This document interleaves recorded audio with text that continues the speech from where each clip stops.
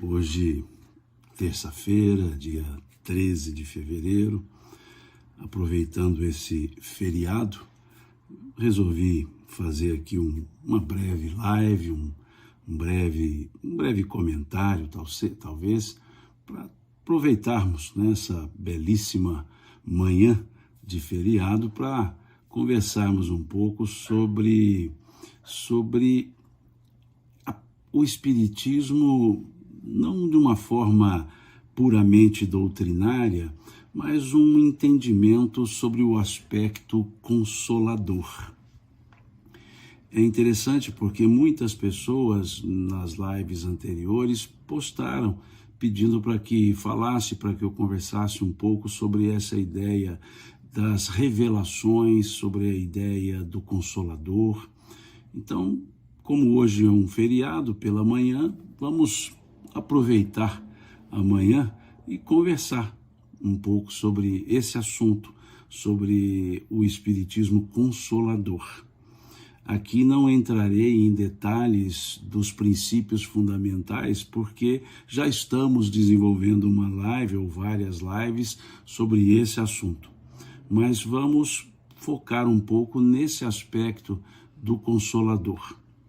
Se nós olharmos o prefácio do Evangelho segundo o Espiritismo, e aqui eu abro um parêntese, que o Evangelho segundo o Espiritismo não é o Evangelho dos Espíritas.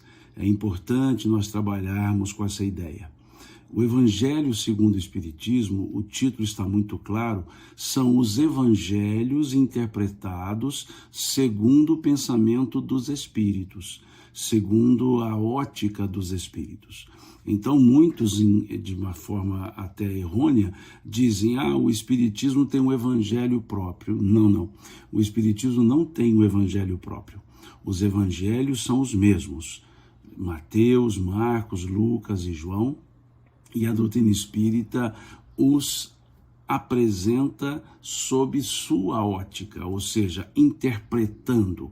Eu diria que o Evangelho segundo o Espiritismo seria uma hermenêutica dos Espíritos, uma hermenêutica feita pelos Espíritos e por Kardec, porque o livro, o Evangelho, ele está ali com as passagens dos Evangelhos e, eminentemente, as passagens de cunho moral, ou seja, que trazem ensinamentos,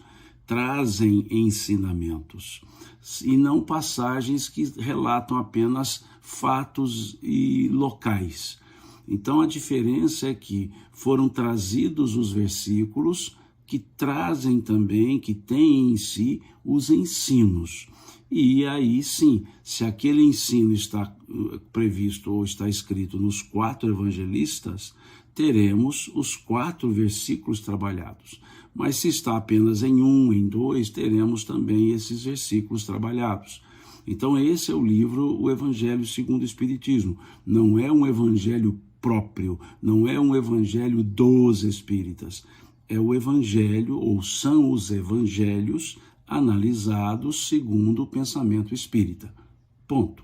Então, lá no prefácio, logo ali nas primeiras páginas, nós temos um trecho que diz: são chegados os tempos em que todas as coisas hão de ser restabelecidas no seu verdadeiro sentido, para dissipar as trevas, para confundir os orgulhosos e glorificar os justos.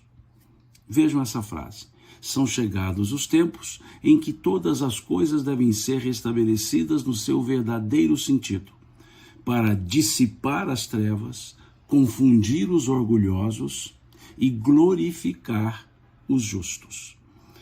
É uma frase muito interessante, porque nos mostra o aspecto, por assim dizer, concatenado do desenvolvimento do conhecimento.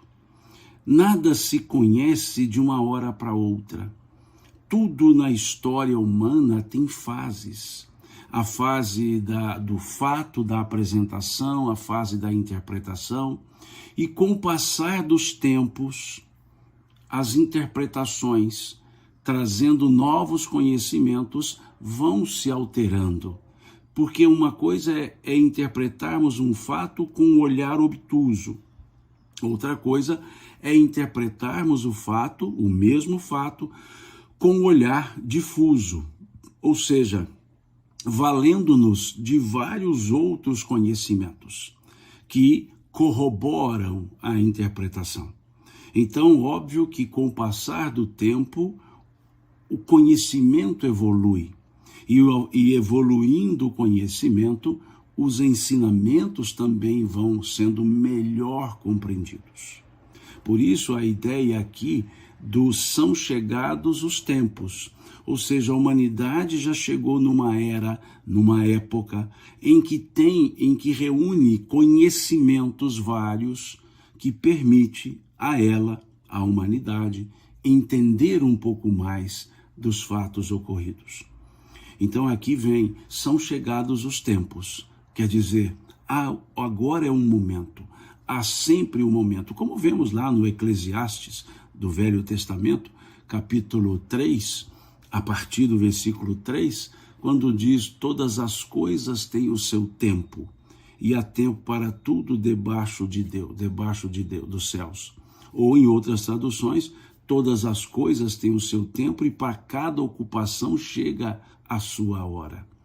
Então é importante percebermos que há o tempo de ensinar, o tempo de compreender, tudo tem um tempo. Por isso o parágrafo abre justamente com essa ideia: são chegados os tempos. São chegados os tempos. Estamos na hora psicológica, seria a ideia. E aí diz que todas as coisas devem ser reestabelecidas. Se é reestabelecidas, nesse parágrafo diz que precisa se refazer, se reposicionar com novos conhecimentos, com novas atitudes, novas formas de pensamento, reposicionar aquilo que se entendia de uma forma e agora, com a reunião dos conhecimentos, entende-se de uma outra forma. É fácil entender isso. No passado longínquo, distante, naquele pretérito que se perde nos tempos, as pessoas confundiam, por exemplo, os astros com deuses. Tínhamos o deus Sol, a deusa Lua, o deus do trovão. Vejam, com o andar dos tempos, com o andar da carruagem, percebeu-se que são astros, trovão é um fenômeno físico. Quanto tempo se pensava que trovão era nuvens se trombando? Quanto tempo se dizia que o trovão era movimentação dos móveis nos céus? Óbvio, o conhecimento vai ampliando e percebendo que não eram interpretações adequadas. Então tudo evolui, tudo. O ensino, ele vai abrindo a cabeça, abrindo o raciocínio, abrindo a razão para melhor entender os fatos e o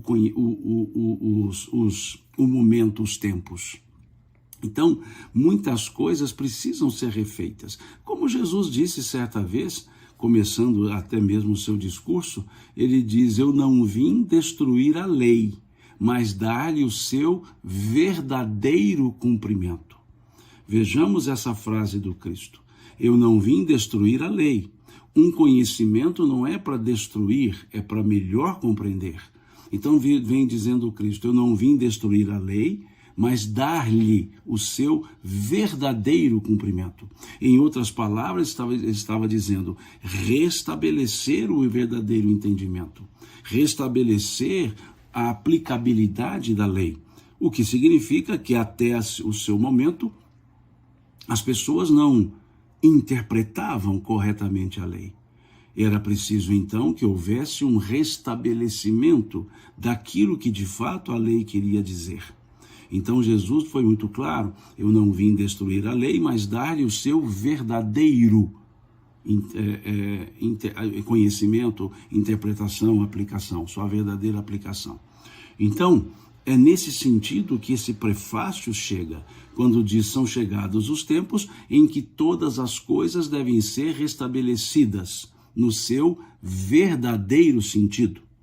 Restabelecidas no seu verdadeiro sentido. E aqui, quando diz todas as coisas, são todas as coisas, ou seja, o entendimento sobre a vida, o entendimento da realidade da vida, o entendimento da origem da vida, o entendimento do porquê da vida, o entendimento sobre nós, nossa existência, nossa origem, nossa destinação, o entendimento sobre as relações estabelecidas na vida, sobre a imortalidade e sobre diversos outros prismas. Por isso diz: hão de ser restabelecidas todas as coisas no seu verdadeiro sentido. Interpretar melhor. Como disse o Cristo lá atrás: eu vim para que todos tenham vida e a tenham em abundância. Por quê? Porque Ele vai nos trazer, ou Ele nos trouxe ensinamentos que nos permitem entender melhor a vida. Permite-nos viver melhor, viver de maneira melhor a própria vida. Por isso ele dizer, está lá no capítulo 10 do Evangelho de João, versículo 10, eu vim para que todos tenham vida e a tenham em abundância. A abundância no sentido de entender a vida plenamente. Então percebamos que tudo tem um momento de apresentação, maturação, entendimento e aplicabilidade.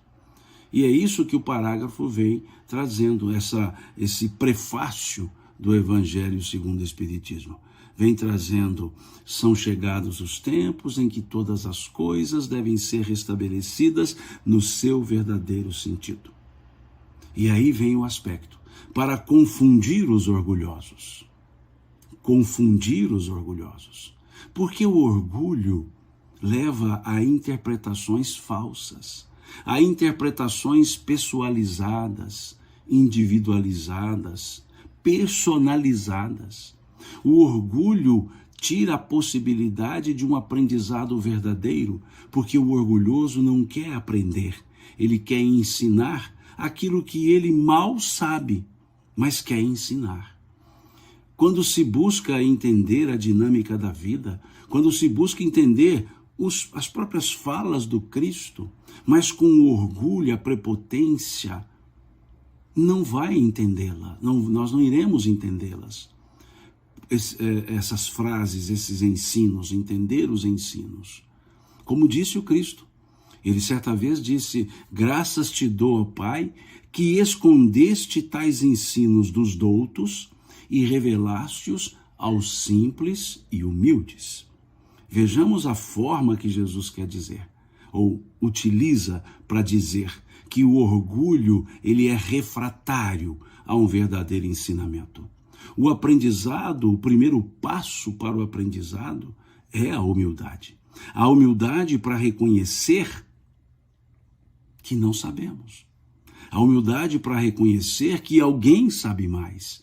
A humildade para reconhecer que precisamos de outras pessoas que nos ensinem, assim como há pessoas que precisam que nós as ensinemos. Essa é a ideia do aprendizado. Por isso ele dizia: graças te dou, ó Pai, que escondestes tais ensinos dos doutos e revelaste-os aos simples e humildes. Ensino dos doutos, esconder o ensino dos doutos, não é que os doutos não entenderão, é que se não descerem do seu pedestal, não conseguirão entender. Os doutos que se valem de conhecimentos puramente acadêmicos, doutos são aqueles que o currículo chega antes, doutos são aqueles que têm o hábito de dizer,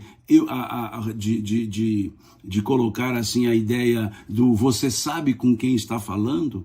Doutos são aqueles que querem mostrar os seus títulos, mas não são esses que entenderão os ensinos, porque é preciso uma humildade para entender, a humildade para compreender que tudo evolui, que nós não sabemos tudo. Então esse aspecto é que está ali nesse prefácio dizendo: confundir os orgulhosos. Quando o ensino vem, os orgulhosos ficam confusos, porque querem aplicar aos ensinos as suas próprias ideias e deturpam as ideias, adulteram as ideias. Então vem esse prefácio dizendo para confundir os orgulhosos.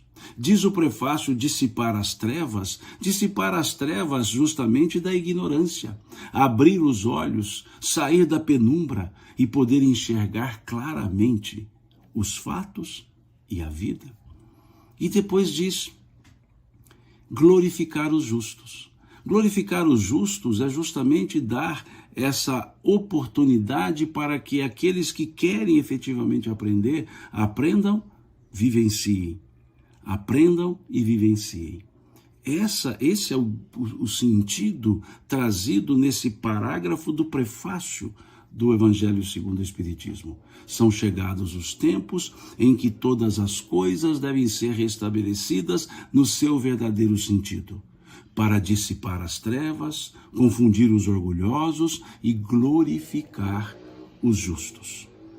E é nesse conjunto de entendimento, é nesse sentido trazido aqui nesse prefácio, que nós vamos perceber a evolução do pensamento religioso trazido para o planeta Terra, notadamente pela a estrutura do conhecimento judaico-cristão. E é importante nós percebermos que vários outros ensinamentos chegaram para outros povos na linguagem deles. Temos belíssimos ensinamentos trazidos por Forri, por exemplo, na China, por Hermes, na estrutura do Egito, por Lao Tse, Confúcio e vários outros, porque cada cultura tem a estrutura dos ensinos voltados para aquela própria cultura.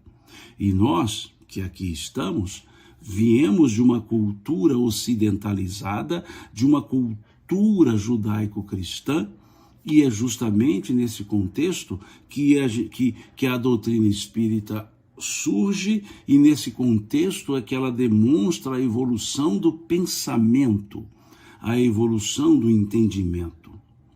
Não é por outro motivo que o primeiro capítulo do Evangelho segundo o Espiritismo tem por título Eu não vim destruir a lei.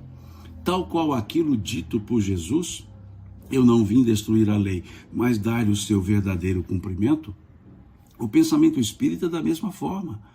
Não veio destruir a lei, mas dar o verdadeiro cumprimento, oportunizar o verdadeiro cumprimento, abrindo, digamos que as amarras que estão obnubilando a nossa mente e o nosso entendimento, sem cristalização, porque, como eu disse, o conhecimento evolui e uma doutrina não pode ficar cristalizada.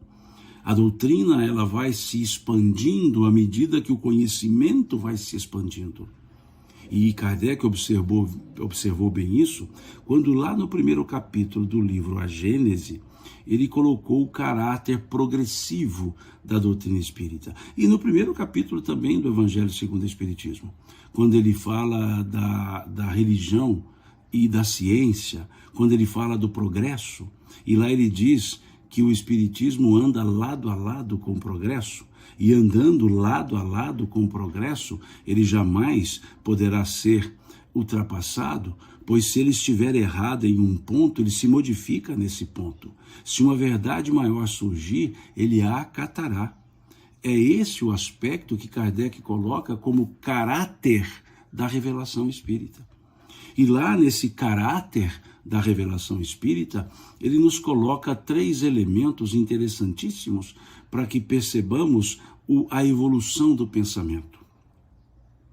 Ele traz uma figura marcante na estrutura judaica, e não aí só na estrutura judaica, em outras estruturas, que é a figura de Moisés. Por que é analisada essa figura de Moisés? Porque Moisés ele não trouxe a ideia do Deus único. Abraão já trazia a ideia do Deus único. Moisés, ele mantém a ideia do Deus único, mas ele traz regramentos.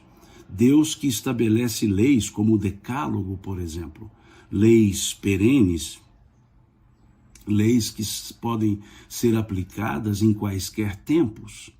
Então a figura de Moisés, ela é importante não pelo aspecto de libertação do povo, não, mas pelo aspecto de trazer um elemento, um corpo de leis. Até então, a ideia do Deus único, o El, trazida por Abraão e cultivada por toda essa genealogia abraâmica, ela não trazia outro elemento que não fosse a existência do Criador, do Senhor, que era, que era o termo adotado, Senhor. Não chamava Deus por Deus, chamava Senhor por Senhor, a palavra era Senhor, El. E aí vai essa estrutura até que Moisés apresenta a mesma estrutura do Deus único, mas ali com uma terminologia um tanto difícil de se expressar, porque o nome do Senhor era aquele que eu sou o que sou, um nome muito abstrato. Mas ali Moisés traz um elemento, ele traz uma legislação de caráter divino, uma legislação de caráter humano. Divino, aquilo que é um corpo de ensinamentos, de ordenamentos, que é perene, ou que são perenes os ordenamentos. E humanos, aquele grupo de ensinamentos aplicáveis a um dado momento, a uma circunstância. Então nós temos ali, no Êxodo, por exemplo, capítulo 20, nós temos um corpo de leis divinas, que é o Decálogo, que temos ali uma estrutura mandamentária advinda do alto, advinda do Senhor. Esse corpo é uma lei perene. E temos no Levítico, no Deuteronômio, um corpo de leis de características humanas. Por que características humanas? Porque eram leis aplicáveis naquele período e não mais aplicáveis hoje. Dou um exemplo. Se nós olharmos a estrutura de leis humanas trazida por Moisés, a estrutura, teremos lá que não podemos comer carne de animais que têm pés fendidos e não ruminam, ou seja, carne de porco. E quantos cristãos hoje comem carne de porco? E valem-se muitas vezes dos ensinos do Velho Testamento para outros fins, mas comem a carne de porco. Por quê? Porque isso não é uma lei divina, Deus não proíbe comer isso ou aquilo. Ali era uma estrutura humana. Quando diz pés fendidos que não ruminam, porque pés fendidos que ruminam podia, sim, alimentar, né, ou se alimentar da carne de animais com pés fendidos que ruminassem, ou seja, a carne bovina. Há proibição para comer frutos do mar, por exemplo, camarão, e quantos comem? Então vejamos que são estruturas aplicáveis a uma época, a um povo, por um motivo dado, por um motivo qualquer, um motivo específico. Mas nós temos que observar que, pela primeira vez, tem-se um corpo de leis. E se nós olharmos esse corpo de leis trazido por Moisés, nós veremos que são leis punitivas, são leis não preventivas, são estruturas proibitivas e punitivas, proibindo o fazer e punindo se fizer. Então são leis claramente punitivas.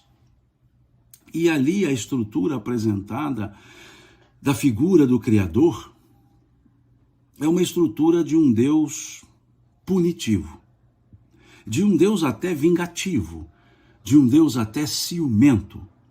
quando vemos lá, por exemplo, no capítulo 20 do Êxodo, um trecho de uma estrutura humanizada, está lá: eu sou o Senhor teu Deus, que te tirou do Egito, da casa de servidão.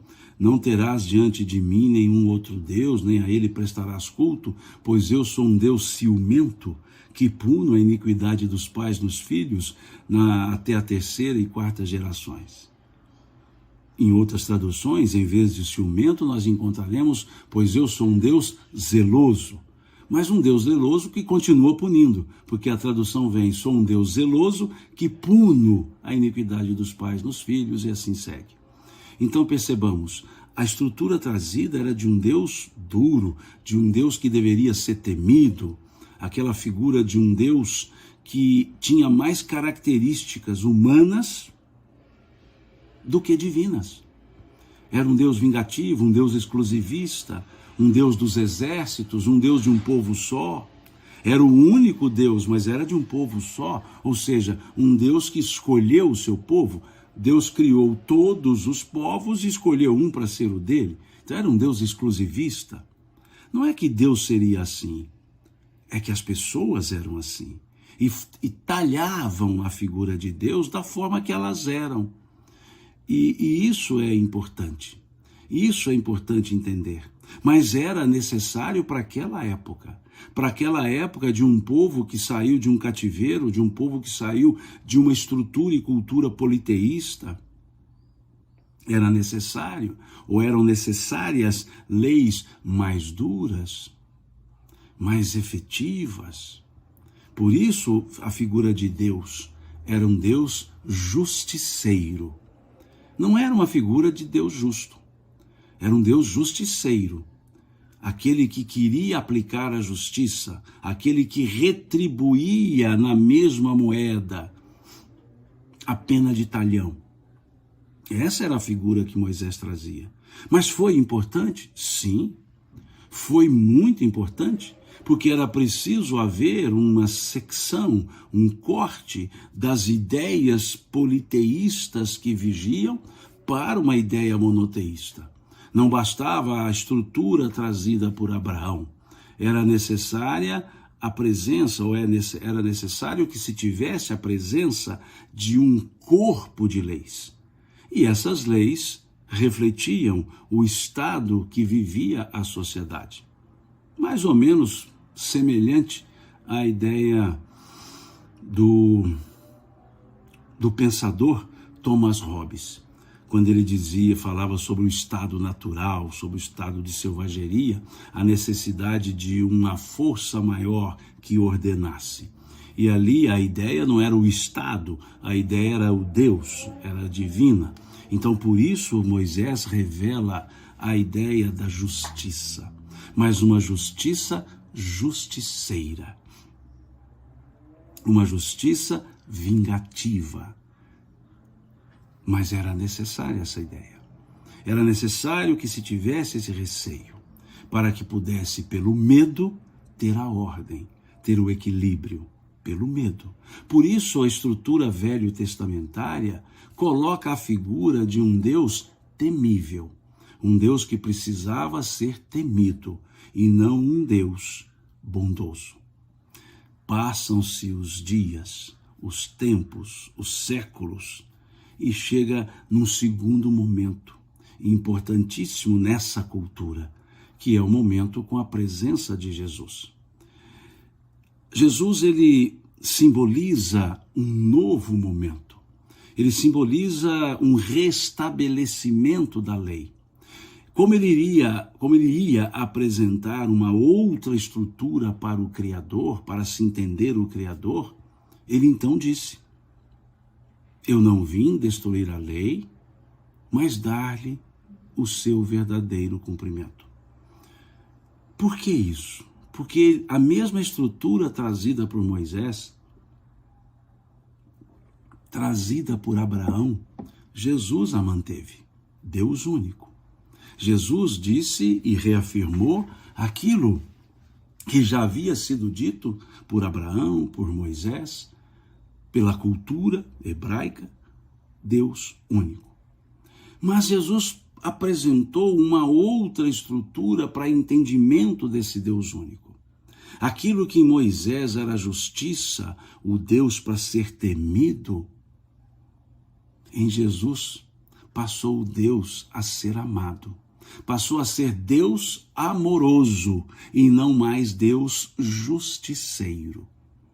Jesus vem nos mostrar que Deus não era o Deus punitivo, era o Deus do amor, do perdão, da oportunização.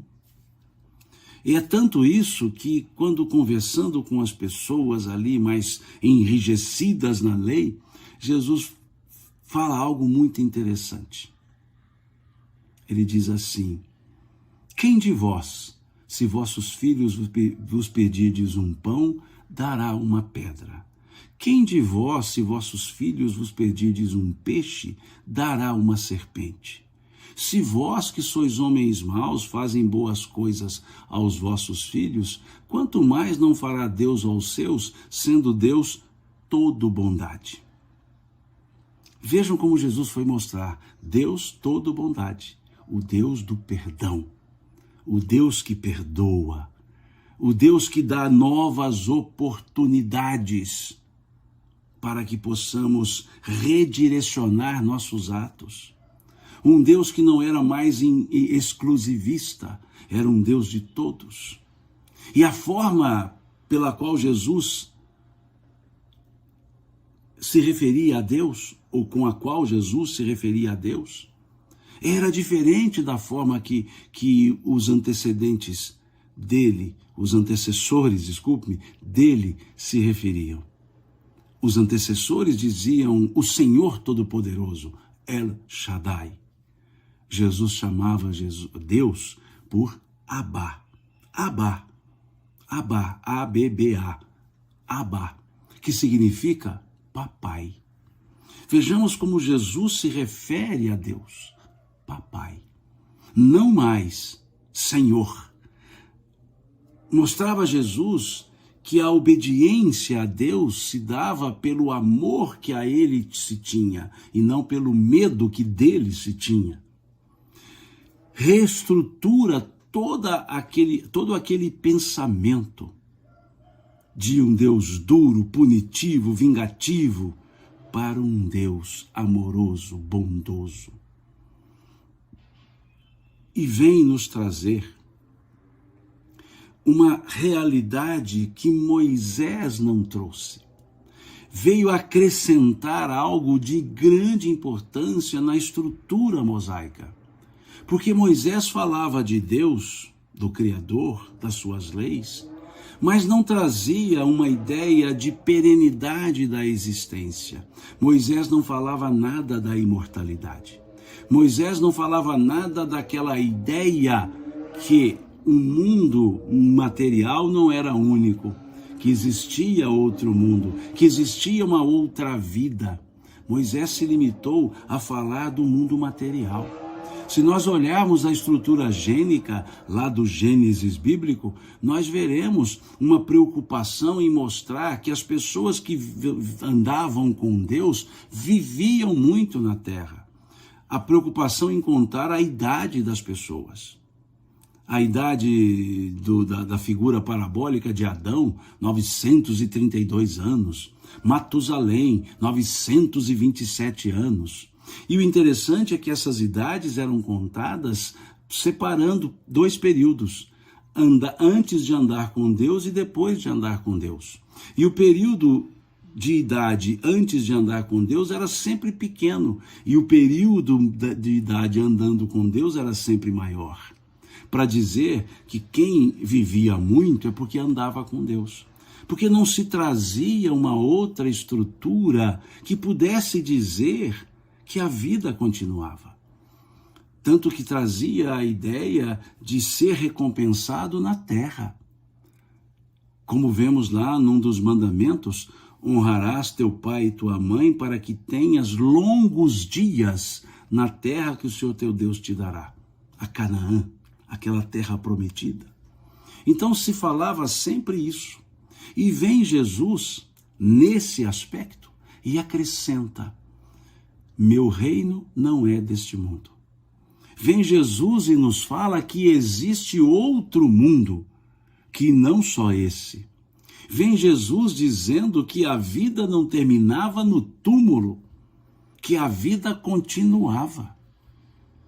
Vem Jesus mostrando pelos seus ensinos que esse outro mundo era consequência das ações praticadas nesse mundo.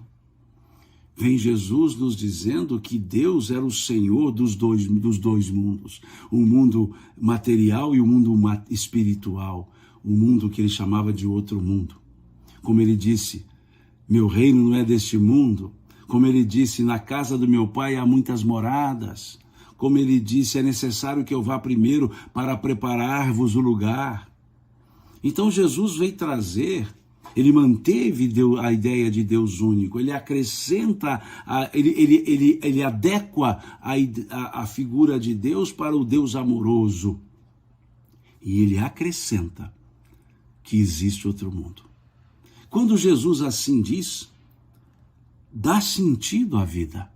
Dá sentido à vida porque mostra que há uma consequência, ou há uma sequência e há consequência nessa sequência. Mostra-nos então que quando ele falava das bem-aventuranças, elas se realizariam sim em momentos outros, em mundo outro, o mundo espiritual.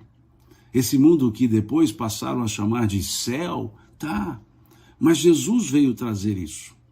E veio falar das inter-relações humanas pelo amor. Por isso ele diz, um novo mandamento eu vos dou, que vos ameis uns aos outros, como eu vos tenho amado. Vem Jesus dizendo que o amor que precisava ter não era aquele amar ao próximo lá da lei, era muito maior, era amar ao próximo como ele amava. Por isso ele veio dizer novo mandamento. Porque amar ao próximo não era novo mandamento, já existia na lei. Quando ele fala novo mandamento, é porque ele vai mostrar outra intensidade para o amar. Não era apenas amar ao próximo como a si mesmo. Era para amar ao próximo como ele, Jesus, amou. Por isso ele havia dito, um novo mandamento eu vos dou.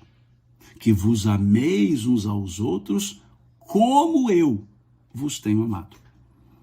Mostrando-nos que é muito mais intenso, mais profundo o amor. Por isso nós chamamos revelação do amor. Moisés, a revelação da justiça.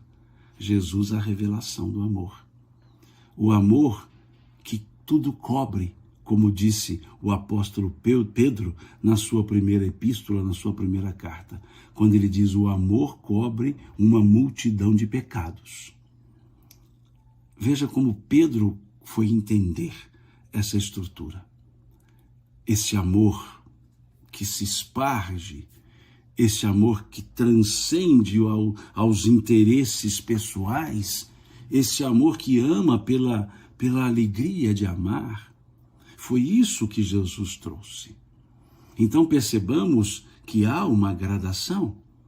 Por quê? Porque a humanidade, na época do Cristo, já havia dado um passo evolutivo se comparada à humanidade da época de Moisés.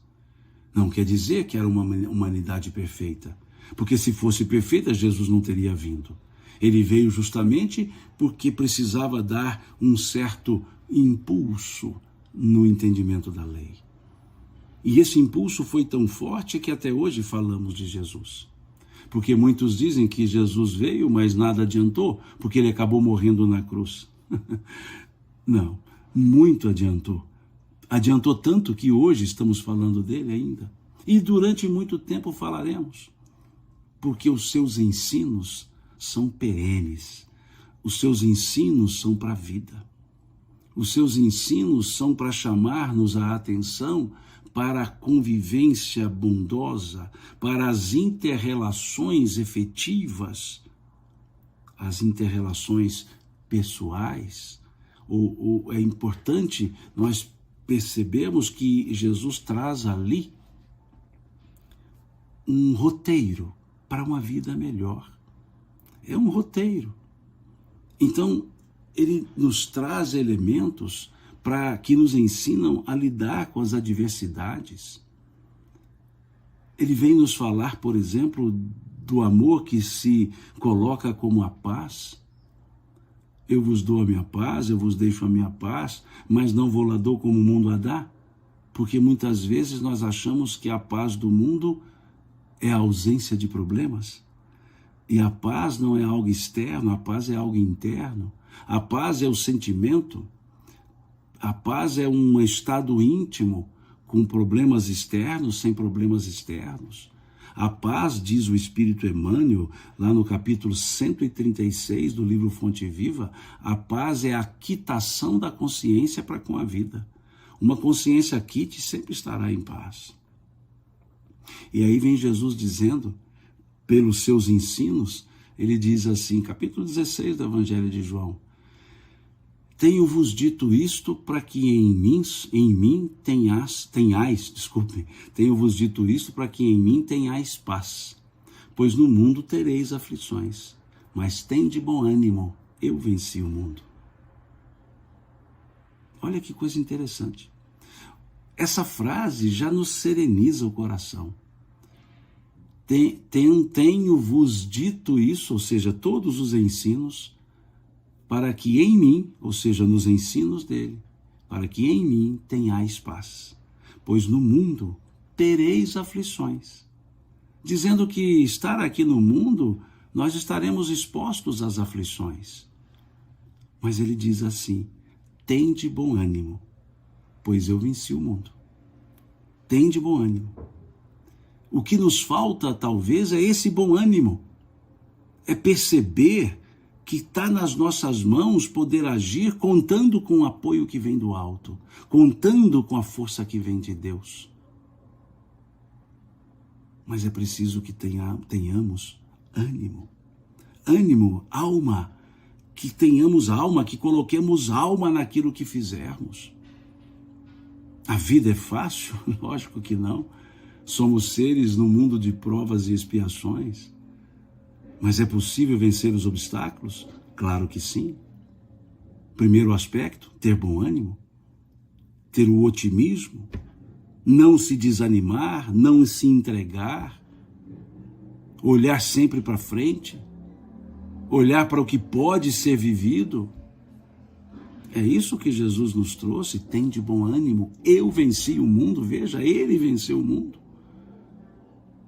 Crucificado, ele venceu o mundo. Morto, entre aspas, ele se apresenta vivo para mostrar que a vida continua, justamente o cerne do seu ensino. Óbvio, amor, mas o cerne da continuidade da existência. Ele demonstrou que a vida não termina. E aqui abro parênteses, não um só, dois, porque precisamos abrir e fechar. A vida não termina, ninguém consegue acabar com a vida. Ninguém consegue. O mais alto desespero aqui na vida material não será resolvido com a tentativa de acabar com a vida, porque sempre será tentativa, porque a vida não se acabará, porque somos imortais. O autoextermínio, o suicídio, é uma falsa porta. É uma falsa porta que não liberta ninguém. O suicídio é sair do tormento para cair no desespero. Porque a primeira coisa que acontecerá com aquele que se suicida é o desapontamento de perceber que continua vivo. E que os problemas que a pessoa achava que deles sairia, continuam no campo consciencial. É isso que está na questão 957 do Livro dos Espíritos. Leiam lá, questão 957 do Livro dos Espíritos. Quais são, em geral, as consequências do suicídio? E os Espíritos respondem, são várias. E tudo depende das circunstâncias, mas a única consequência da qual o espírito nunca se fugirá é o desapontamento, ou seja, a frustração de ver que está vivo. Porque ninguém tira a vida, porque a vida foi dada pelo Criador.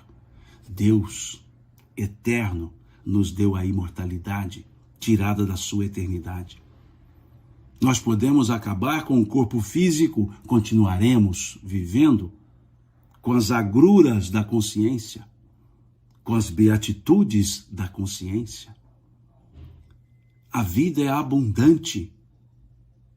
A vida é abundante.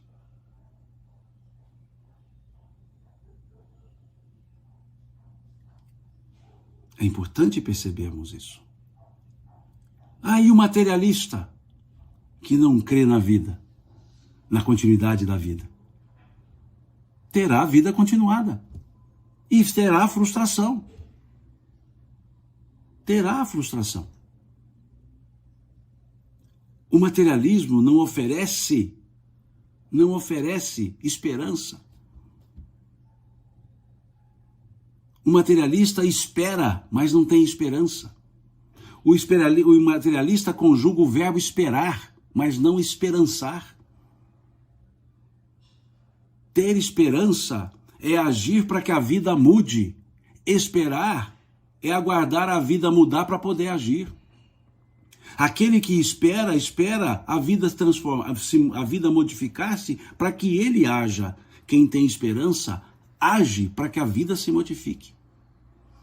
Esperança do verbo esperançar e não o verbo esperar. Quem tem esperança não espera, quem tem esperança age. Como dizia uma letra de música, ou diz uma letra de música de Geraldo Vandré, quem sabe faz a hora, não espera acontecer. Esperar acontecer não é esperança. Fazer a hora é esperança. Por isso, dois verbos. Esperar e esperançar. Esperança não vem de esperar. Esperança vem de esperançar. Por isso, Jesus dizer, tem de bom ânimo, eu venci o mundo. Mas Jesus também disse, respeitando o princípio evolutivo, respeitando a continuidade do aprendizado, a evolução do conhecimento, ele também nos diz, lá no capítulo 16 do Evangelho de João, muitas coisas eu ainda vos tenho que dizer, mas vós não podeis suportá-las agora. O que quer dizer essa frase de Jesus? Muitas coisas eu ainda vos tenho que dizer, mas vós não podeis suportá-las agora. Agora. Quer dizer, muitos ensinos ele ainda tinha que passar, mas não era o momento, porque as pessoas não entenderiam, as pessoas não estavam preparadas para aquele nível de entendimento. Por isso ele dizer, muitas coisas eu ainda vos tenho que dizer, mas vós não podeis suportá-las agora. E aí ele nos deixa uma característica de porvir. Ele abre o aspecto da esperança para dizer que um momento chegaria. Essa revelação do amor, essa revelação da existência de um outro mundo, seria desenvolvida depois. Não é complementada, desenvolvida essa ideia. E aí chega-nos o pensamento espírita, que não fala mais somente da inter-relação entre as pessoas, mas da inter-relação entre os mundos, aquele que Jesus havia dito, meu reino não é deste mundo. Porque quando Jesus disse, meu reino não é deste mundo, ele não descreveu o mundo. Ele não disse como era esse outro mundo. Ele disse que ele existia, esse outro mundo. Mas não nos disse como ele era. E aí vem o pensamento espírita e nos fala como é esse outro mundo. Nos fala que a lei divina aplica-se aos dois mundos, o mundo material e espiritual. Nos fala que esses dois mundos se interrelacionam. Nos fala sobre como saímos desse mundo espiritual e chegamos ao mundo material, e como saímos do mundo espiritual e chegaremos ao mundo espiritual. vem nos mostrar com clareza como vivem os espíritos no mundo espiritual. Vem nos falar da sequência e da consequência das nossas ações. Vem nos falar que a morte não é o fim. Vem demonstrar que a morte não é o fim. Porque falar, Jesus havia falado e demonstrou com a sua própria reaparição, mas vem a doutrina espírita acrescentando elementos de entendimento dessa pós-morte. Jesus veio dizer que a morte, que a vida não termina no túmulo. A doutrina espírita vem nos dizer que a vida não termina no túmulo e existe antes do berço, ou seja, não começa no berço. Que a vida não é o interregno entre berço e túmulo. Isso é existência. Que a vida existia antes do berço e continuará a existir depois do túmulo. Então vem dar o verdadeiro cumprimento desses ensinos, sem amarras teológicas. Eu insisto nisso, amarras teológicas, porque a teologia é um aquário dentro de um oceano, que coloca-nos dentro do aquário enxergando o oceano, mas não conseguimos nadar senão dentro do aquário. A doutrina espírita veio tirar o oceano? Não, veio tirar o aquário, para que pudéssemos navegar e nadar no oceano todo. A teologia é uma vitrine de vidro transparente que nos permite enxergar além, mas não viver além. Imaginemos então essa imagem, fitemos essa imagem, um aquário de vidro com peixes dentro do aquário e esse aquário dentro do oceano. Os peixes nadam dentro do aquário enxergando um oceano imenso para nadar, mas travados pelas paredes do aquário. A doutrina espírita veio justamente liberar essas paredes, veio tirar essas paredes para que nademos no oceano todo. Por isso é chamada a revelação da verdade. Da verdade. E a verdade, ela se descortina com o andar dos tempos. A verdade não é única, acabada. A verdade, ela é única, mas ela é apresentada parte a parte. Por isso chamamos de revelação. Vai se revelando parte a parte. Há um descortinamento dessa verdade. Por isso o caráter progressivo. Não é uma verdade. Podemos usar verdade no plural, verdades, não que sejam várias verdades, mas porque é uma verdade interpretada em vários momentos diferentes, por prismas diferentes, conexões diferentes. O ensino sempre é proporcionalizado à capacidade de entendimento. Senão seria jogar pérolas aos porcos, como disse o Cristo. Então vem a ideia espírita para nos manter na figura do Deus único, do Deus cujas leis são amorosas, justas, de um Deus que é soberanamente justo e bom, eterno, imutável, onipresente, onisciente. Essa estrutura de um Deus inteligência suprema, de um Deus causa causal, causa primária de tudo, que tem suas leis e nos deu a liberdade de agir. Um dia poderemos falar só sobre o livre-arbítrio, mas pensemos na ideia do livre-arbítrio, pelo menos en passant. O que é o livre-arbítrio? O livre-arbítrio é a maior demonstração de amor e desapego que nós temos na vida. Pois um ser onipotente, Deus, um ser onipotente abre mão da onipotência para deixar que hajamos segundo nossa consciência. Vejam o que é o livre-arbítrio. O livre-arbítrio é a abertura de Deus. O livre-arbítrio é a flexibilização por Deus da sua onipotência. Um Deus que pode tudo controlar, deu a liberdade para o ser que ele criou controlar a si mesmo. Isso é o livre-arbítrio. O livre-arbítrio é o desprendimento divino da sua própria onipotência. Vejam que coisa belíssima.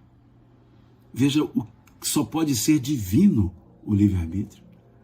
A onipotência abrindo mão da sua força. A onipotência cedendo espaço para que possamos nós mesmos decidir os nossos rumos dentro das leis de Deus. Isso é o livre-arbítrio. Quando eu fico pensando, raciocinando sobre essas questões e entro para o livre-arbítrio, eu olho para o Criador com aquele olhar de uma reverência e gratidão profundas, porque Ele podia cercear-me com a sua onipotência, mas Ele deixou que eu escolhesse as minhas ações. Isso é divino. Isso é divino. E aí vem então esse pensamento espírita, trazendo-nos a verdade que a vida continua, a verdade que a vida não começa no berço, a verdade que Deus nos oportuniza sempre as condições para que refaçamos as nossas ações, que nos oportuniza estar na terra para que aqui ajustemo-nos com as pessoas e conosco pelo processo reencarnatório. Um Deus que nos confere o livre-arbítrio, um Deus que nos cria para evoluirmos, que nos cria simples e ignorantes com todos os potenciais evolutivos. Essa é a figura que a doutrina espírita traz,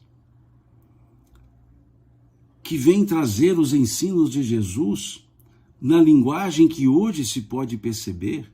Volto à ideia do aquário, que vem retirar as paredes do aquário para que não mais só enxerguemos o oceano, mas para que nademos em todo o oceano. Do que adianta enxergar um oceano e estar preso num aquário de vidro dentro do oceano, só podendo nadar dentro do aquário? A doutrina espírita que não quer a amarra de ninguém, que não constrange ninguém a aceitar o pensamento que ela hoje traz, o que ela nos trouxe, mas que nos pede que pensemos a respeito, que saiamos da circunscrição humana que quis reduzir Deus ao seu nível, porque não conseguindo entender Deus, e em vez de evoluir para entender, reduziu Deus para ser entendido. Então ficou Deus à maneira humana, Deus à moda humana. Tanto que foi criticado por um materialista chamado Feuerbach, que escreveu uma obra, A Essência do Cristianismo, e é uma crítica a essa ideia reducionista de Deus. E reduziu-se Deus ao nível humano, a tal ponto de chegar ao nível humano que contribuiu para que o materialismo existisse. Porque o materialismo não é uma pura negação de Deus. O materialismo é uma negação da forma que Deus é apresentado. E Feuerbach foi dizer, nesse livro, A Essência do Cristianismo, ele foi dizer: está escrito que Deus fez o homem à sua imagem e semelhança. Eu, porém, digo que o homem fez Deus à sua imagem e semelhança, pois o Deus que nos é apresentado tem mais defeitos humanos do que qualidades divinas. Porque é essa figura que se criou. Vejam, discute-se se o dia de descanso divino é o sábado ou o domingo. Deus está lá se preocupando se é sábado, se é domingo. Aliás, os dias da semana foram criados por nós. Demos um nome para eles, mas Deus descansou no sétimo dia. Agora, o sétimo dia é qual? O sétimo é o domingo ou é o sábado? Não, o domingo é o primeiro, tá? Na estrutura gregoriana e em outras estruturas. E em outras estruturas que não se tem essa ideia de domingo, segunda, terça, quarta, quinta, sexta, sábado. em outras culturas, outros países, outros povos que não se tem isso. E as pessoas ficam digladiando. Eu fico vendo aqui algumas vezes no TikTok, porque eu também sigo ali, tem lá minha página do TikTok, lá, porque eu gosto de ver coisas interessantes. E a página do TikTok, o pessoal fala, é muito ruim. Não, depende. Porque o TikTok ele te devolve aquilo que você busca. Então, nas minhas páginas, eu tenho muitos assuntos lá de grande importância, assuntos teológicos, assuntos religiosos, assuntos científicos, porque eu busco isso ali. Mas lá eu vejo discussões homéricas, dizendo, não, o dia do Senhor é sábado, não, o dia do Senhor é domingo. E enquanto ficam discutindo se é sábado ou se é domingo, deixam de fazer o bem em qualquer dos dias. Deus está lá preocupado com que dia você vai adorá-lo? Jesus disse claramente à mulher samaritana, chegará o dia em que não mais adorareis ao meu Pai no templo ou no monte, pois Deus é Espírito e importa que os que o adoram, o adorem em Espírito e verdade. E as pessoas ficam se digladiando para decidir qual dia é o dia do Senhor, se é o Shabá, se é o domingo. É isso que a teologia oferece? Que consolo vai vir? Se eu quiser ficar na segunda, que seja a segunda, se for na quarta, que seja na quarta. Interessa que eu eleve o meu pensamento ao Criador, que eu tenha os seus ensinos nas minhas ações. Do que adianta me prostrar em um dia se os outros 6 eu vivo como se Deus não existisse? Do que adianta adorar a Deus, crer em Deus, reservar um dia para Deus, se os outros 6 eu vivo como se Deus não existisse? E eu fico vendo essas discussões, por isso eu chamo de aquário dentro do oceano. E quem estabelece isso? É Deus? Não, as pessoas. As pessoas que se dizem representantes do Criador. Cada um de nós é representante do Criador. Salmo 82, versículo 6, eu disse, vós sois deuses. Jesus, capítulo 10 do Evangelho de João, o salmista não disse, sois deuses. Todos nós temos o potencial divino, basta que vivamos segundo esse potencial divino. Agora ficar discutindo se é sábado, se é domingo, ficar discutindo se Jesus nasceu em Belém, Nazaré, se Jesus tinha irmãos, não tinha irmãos. Para quê? Isso é só para conhecimento, isso não é sabedoria. É por isso que a doutrina espírita vem na ideia de tirar essas paredes do aquário e falar, olha, está aí o oceano, nade, viva. Essa é a ideia trazida. Esse consolador prometido por Jesus, que não seria uma pessoa, porque ele estabelece algumas características, salvo engano, 8 características para esse consolador, lá nos capítulos 14, 15 e 16 do Evangelho de João, dizendo que seria outro consolador, e vos enviará outro consolador, versículo 16 do capítulo 14 de João, para que fique conosco para sempre, perenidade. Pessoas não são perenes aqui na terra, são perenes em termos de espírito. Mas aqui vem, no versículo 16, Jesus dizendo que esse Consolador seria um outro e seria para sempre. No mesmo capítulo 14, versículo 26, temos lá dizendo que esse Consolador ensinará as coisas, que esse Consolador fará lembrar o que Jesus havia dito. Se olharmos o versículo 26 do capítulo 15 de João, também veremos que esse Consolador dará testemunhos, testificará, diz lá o texto.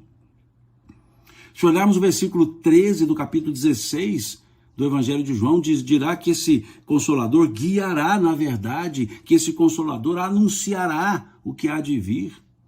E se olharmos o versículo 14 desse capítulo 16, nós veremos que esse Consolador glorificará o alto. Então são 8 características, salvo engano, que mostram que esse Consolador não é pessoa, que esse Consolador não é uma pessoa que será referência, Que esse Consolador não foi uma iluminação trazida num dado momento. Ah, o Consolador veio no Pentecostes. Tá, o Pentecostes fez o quê? O Pentecostes ficou para sempre? O Pentecostes ensinou alguma coisa? O Pentecostes fez lembrar algum ensino de Jesus? O Pentecostes testificou sobre de Deus? O Pentecostes guiou? O Pentecostes anunciou? O Pentecostes glorificou? Não, porque essas são as características do Consolador. Leiam lá, do capítulo 14 até o capítulo 16 de João. Então não é povo. Consolador não é um povo. Povo se modifica. O Consolador é esse conjunto de ideias, de ensinos. É esse momento em que abrimos o pensamento e vem-nos uma mensagem que permanecerá, uma mensagem que nos faz lembrar os ensinos do Cristo, uma mensagem que ensina outras coisas também. Não é ensinar outras coisas diferentes do que Jesus ensinou, é ensinar outras coisas que ainda não foram ensinadas. Como disse o Cristo, já falei aqui, muitas coisas vos tenho que dizer, mas vós não podeis suportá-las agora. Ah, mas depois no Pentecostes ele disse nada. Leiam lá, vejam lá, capítulo 2, 3 do Atos dos Apóstolos. É um momento, sim, iluminativo, sem dúvida. É um momento de grande inspiração da presença espiritual ali entre eles, sim. Podemos, alguns preferem chamar de Espírito Santo, sim, que seja. Mas é um momento de iluminação para um grupo determinado. E o Consolador não veio para um grupo determinado, para todos.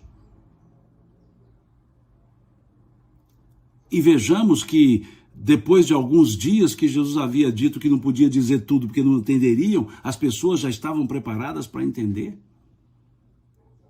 Um ensino que era circunscrito àquelas pessoas e hoje é um ensino mundial. Um Consolador que viria só para aquelas pessoas ou para o mundo. E é justamente hoje que essas ideias estão no mundo. Pelo cristianismo, por outras escolas religiosas, também. Belíssimos ensinos na estrutura judaica, na estrutura islâmica, na estrutura budista, na estrutura hinduísta. Todas têm belos ensinos, cada uma dirigida a um grupo cultural. O cristianismo, dos 8 bilhões de pessoas, arredondando a conta, nós temos 2 bilhões e meio de cristãos.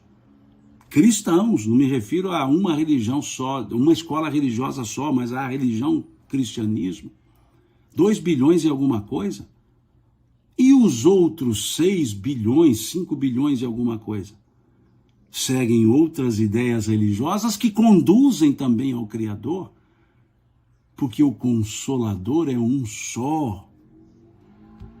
Ou seja, são esses ensinos salpicados. E a doutrina espírita congrega esses ensinos e os apresenta de uma maneira livre de amarras. A começar que o Espiritismo não tem um dono, o Espiritismo não tem uma autoridade eclesiástica. Quem é o dono do Espiritismo? Ninguém. A própria palavra Espiritismo, doutrina dos Espíritos, sufixo ismo, radical espírito, ou seja, próprio do Espírito. Kardec falou sobre isso, lá no compêndio chamado Obras Póstumas, em que há diversos artigos escritos por Kardec que foram compendiados. Lá há um capítulo que fala do chefe do Espiritismo e ele mostra que não existe. Então vejamos, não há uma pessoa, o Espiritismo não é uma pessoa, ele é um corpo doutrinário que nos traz consolo, que nos relembra os ensinos do Cristo e por serem ensinamentos ficarão para sempre. Trouxe novos ensinos sem distanciar-se dos ensinos do Cristo, testifica da mensagem do Cristo, guia-nos no entendimento da vida, anuncia os elementos do porvir, Leiamos o livro 4º do Livro dos Espíritos, das Esperanças e Consolações, das questões 1020, das questões 920 a 1019, das Esperanças e Consolações, o livro 4º, questões 920 a 1019. Leiamos, que verificaremos esse anúncio do porvir, essa glorificação do Criador, mas tudo dentro de uma razoabilidade, de uma racionalidade.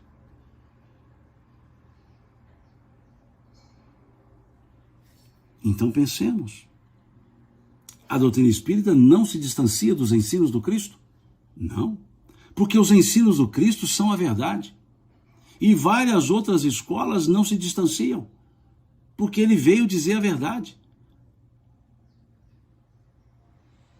Temos em Jesus a referência, questão 625 do Livro dos Espíritos.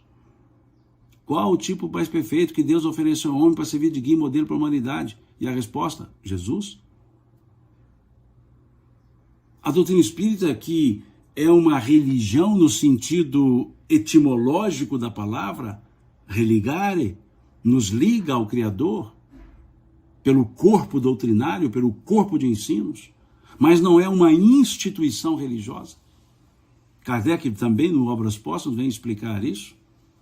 Ele diz: o Espiritismo é uma religião e não é uma religião, porque se entende por religião uma instituição com ordenamentos, paramentos, hierarquia, dogmas, rituais e ritos, não é religião. Mas se entende por religião aquela religação com o Criador, a busca do Criador, da origem, o entendimento da vida, é uma religião.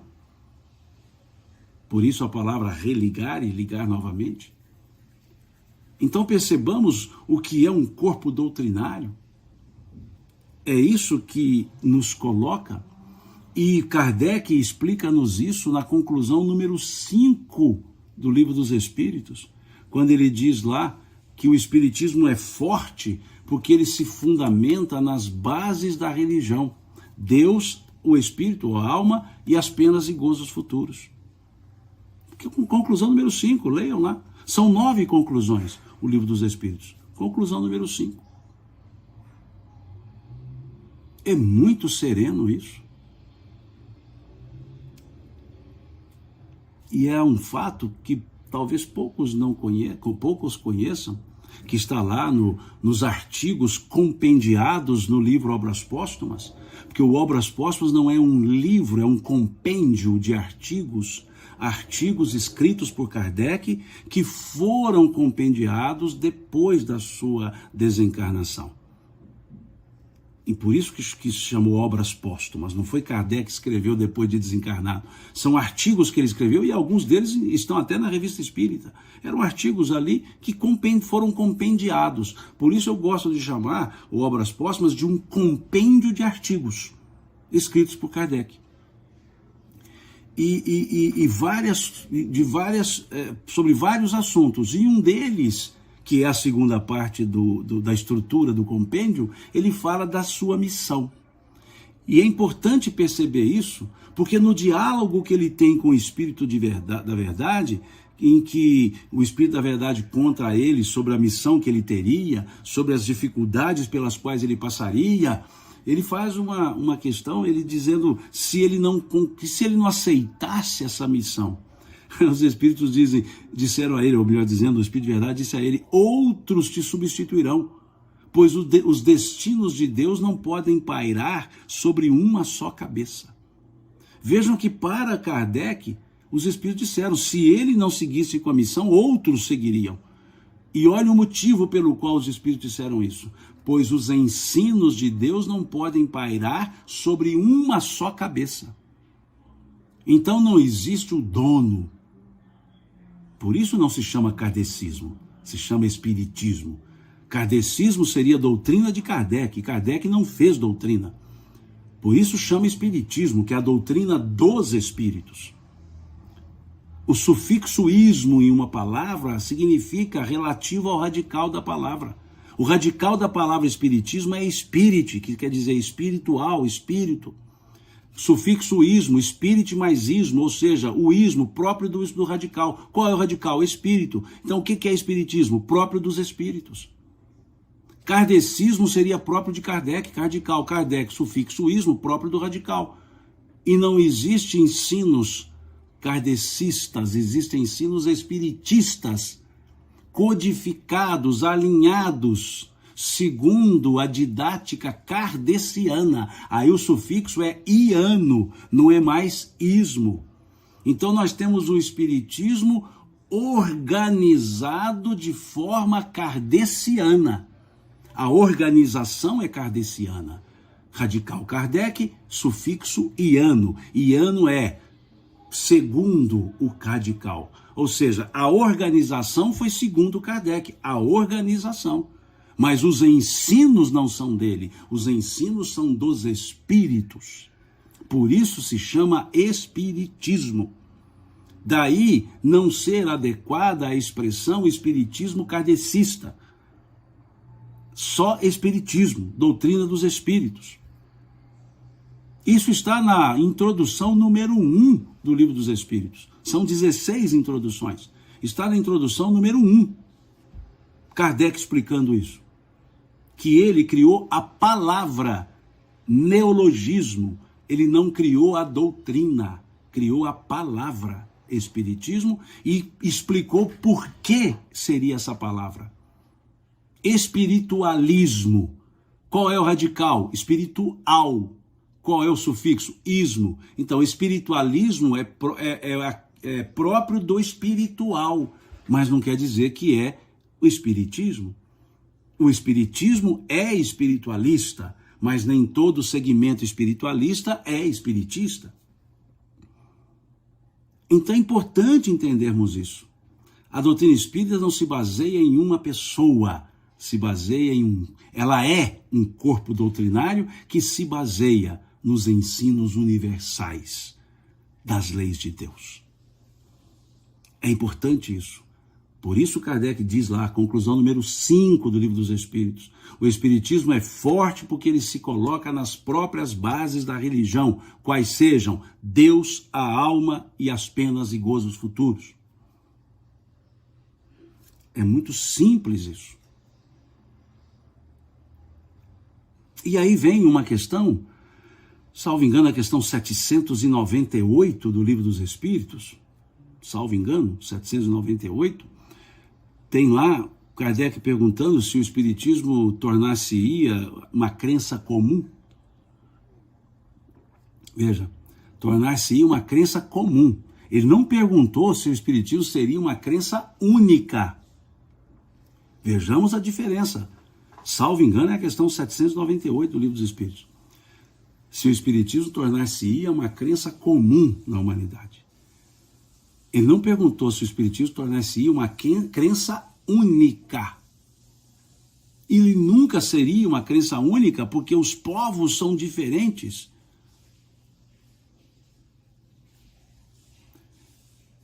Crença comum quer dizer crença que possa ser compartilhada. Quando nós dizemos isso é comum, ou seja, isso é natural. A doutrina espírita tornar-se uma crença comum, aí sim os espíritos dizem que sim, que são chegados os tempos em que o espiritismo deve ocupar o seu lugar no conhecimento humano.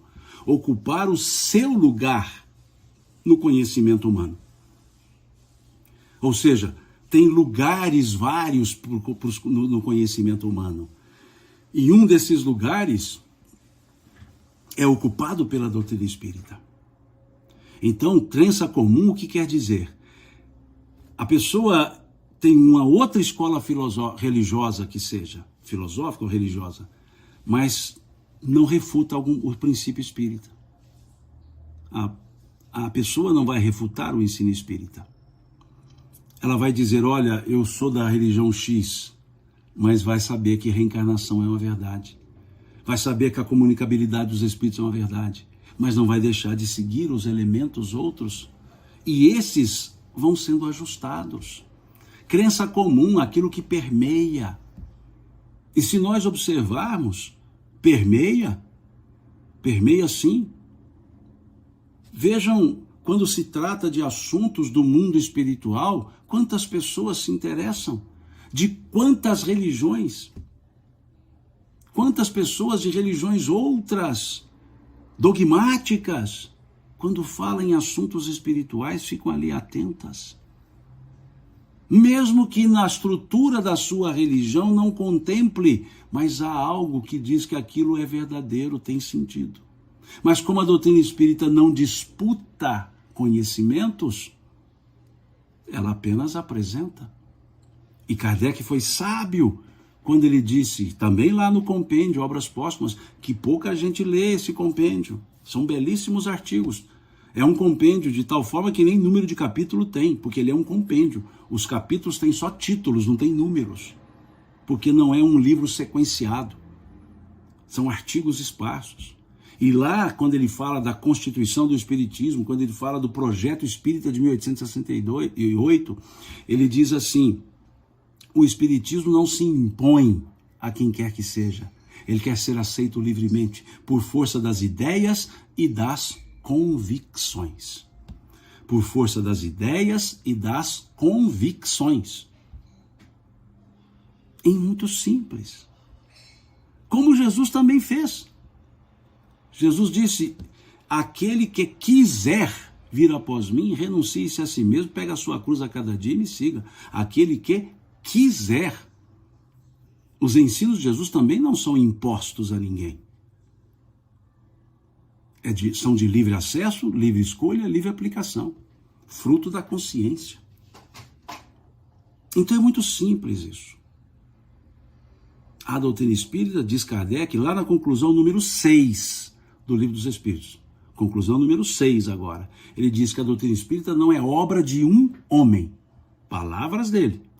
A doutrina espírita não é obra de um homem. Conclusão número 6. Por isso, espiritismo. Doutrina dos espíritos. Se algum dia alguém disser que é o dono, que é a autoridade, está enganado esse alguém. No movimento espírita temos estruturas, força da lei, lei civil, que temos que ter as organizações, os centros espíritas, as federativas, sim, existem, são importantes, são necessários. São necessárias as federativas, são necessários os centros espíritas, claro que são. Mas são elementos regidos pelo Código Civil. São associações. Há um capítulo próprio no Código Civil para lidar com isso. Associações.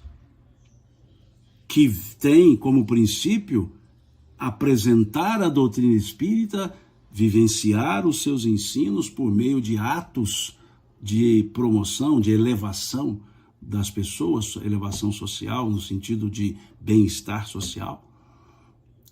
São instituições necessárias, onde convergem esforços para o bem comum e que têm o objetivo de levar o corpo doutrinário a conhecimento das pessoas. Mas vejam, o corpo doutrinário fala por si. É uma forma de divulgação e apresentação, mas o corpo doutrinário fala por si. É fruto da evolução humana termos as organizações, as associações. Felizmente, porque senão teríamos cada pessoa divulgando de um jeito. Então, são importantíssimos os centros espíritas, as federativas espíritas, são muito importantes. Não há como ter um movimento sereno, sério e organizado sem a estrutura civil, sem a estrutura associativa. Importantíssima. Mas a doutrina espírita é um corpo que fala por si só. É isso. Me alonguei aqui mais de uma hora conversando. Eu vi aqui alguém ponderando aqui no Instagram, Qual é o tema de hoje? Não faço a mínima ideia qual era o tema. Eu não pus tema aqui, eu vim apenas falar sobre a revelação espírita, sobre o espiritismo, sobre o Consolador. Foram assuntos esparsos que aqui colocamos. Não tem um título pré-determinado para isso. Tive uma vontade de conversar e aqui conversamos. Tá? Não pude ler todos os comentários, dado o volume que foi colocado e a velocidade com que passaram aqui no Instagram, não pude ver. Mas é isso, né? Mais um bate-papo, como eu disse no início, aproveitando o feriado, né, dessa terça-feira, por que não um bate-papo com vocês? Muito obrigado pela paciência, pela presença de vocês. E seguimos, né, todos os domingos, pelo menos mais 2 ou 3 domingos, com o nosso estudo dos princípios fundamentais da doutrina espírita. No próximo estudo, nós falaremos, que é domingo, 9 horas da manhã, aqui no Instagram e também no YouTube, falaremos sobre a reencarnação, que é um dos princípios fundamentais da doutrina espírita. Depois falaremos sobre evolução e livre-arbítrio. Então temos mais 2 domingos para encerrarmos esse ciclo de estudos sobre os princípios fundamentais da doutrina espírita. Fica aqui o convite para quem quiser estar conosco próximo domingo, às 9 da manhã. Fiquem com Deus, bom feriado a todos, boa semana aí para todo mundo, que Deus nos abençoe e pela paciência de vocês, Deus lhes pague.